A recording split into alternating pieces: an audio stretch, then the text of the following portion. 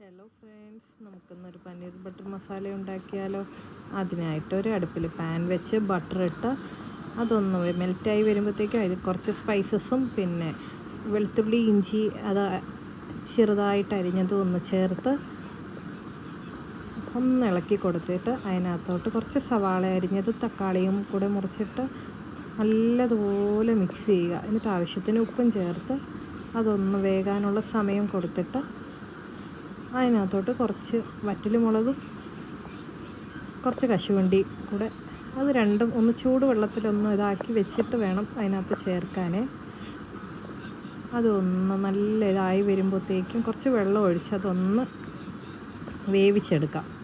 അതൊന്ന് ഈ ഒരു പരുവത്തിനാകുമ്പോഴത്തേക്കും തീ ഓഫ് ചെയ്ത് അതൊന്ന് തണുത്ത് കഴിയുമ്പോൾ മിക്സിയുടെ ജാറിലോട്ട് മാറ്റിയിട്ട് ആ പാനിൽ തന്നെ കുറച്ച് ബട്ടറും ഇട്ട് ഈ പൊടികളും ഒക്കെ ചേർത്ത് മിക്സ് ചെയ്തിട്ട് ആ അരച്ച് വെച്ചേക്കുന്ന പേസ്റ്റും അതിനകത്തോട്ട് ഇട്ട് കൊടുത്ത് ആവശ്യത്തിന് വെള്ളവും ചേർത്ത് നല്ലതുപോലെ ഇളക്കി കൊടുക്കുക. പിന്നെ ആവശ്യത്തിന് ഉപ്പ് പോരായെങ്കിൽ ഉപ്പ് കൂടെ ചേർക്കുക. പിന്നെ കുറച്ച് ശർക്കര ഒന്ന് ചേർത്ത് കുറച്ച് കസൂരി മേത്തിയും കൂടെ ഇട്ടേച്ച്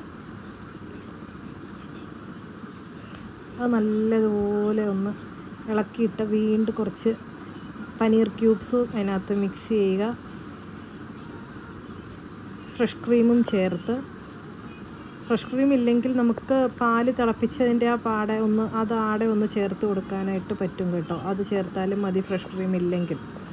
പിന്നെ അതിൻ്റെ ഒരു ഇത് തിളവന്ന് തുടങ്ങുമ്പോൾ മല്ലിയിലയൊക്കെ ഒന്ന് ഇട്ട് നമുക്ക് നല്ല ചപ്പാത്തിയുടെ കൂടെയോ നാൻ്റെ കൂടെയൊക്കെ കഴിക്കാൻ സൂപ്പറാട്ടോ. എല്ലാവരും ഒന്ന് ട്രൈ ചെയ്ത് നോക്കണേ. ഇഷ്ടപ്പെടുവാണെങ്കിൽ ലൈക്കും ഷെയറും സബ്സ്ക്രൈബും ചെയ്തേക്കണേ.